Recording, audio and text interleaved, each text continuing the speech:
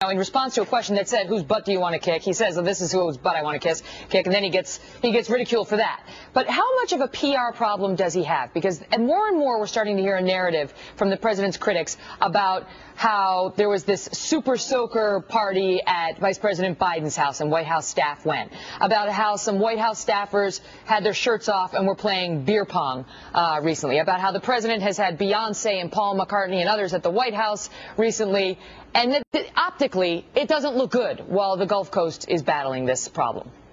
Well, it doesn't look good to a lot of the president's critics, but I think to the majority of the American people, they just want to see that this administration is working with BP and they're trying to get this dealt with. I think the administration has shown time and time again the steps that they are taking to address the problem and to deal with the spill. I think Admiral Allen is instilling a lot of confidence in people with his operational command over what's going on.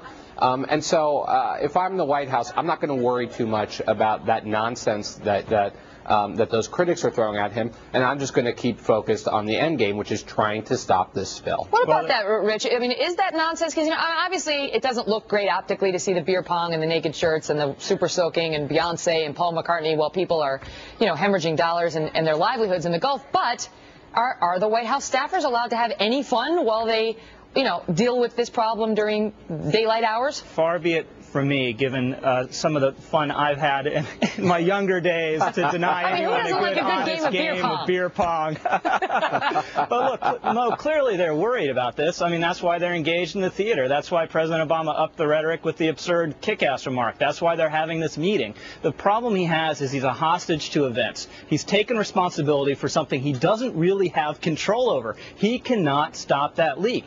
But every day that leak continues, it's going to make him look as though he's not in charge, and he's going to get blamed fairly or not. So they're clearly worried about it, and they're flailing around. Well, there was an improvement in his approval rating when it comes to handling this crisis. It was 69% earlier. Fox News had a poll yesterday which showed it was 51%. Sorry, disapprove. It was 69% disapprove. Then it was 51% disapprove. Mo, I'll give you the last word. Do you or have you ever played beer pong or not? Let's just say if I have, it's been a long time. And you had your shirt on, I bet, too. All right, Mo and Rich, thanks so much for being here. Thanks, Megan. Well, folks, there is an intense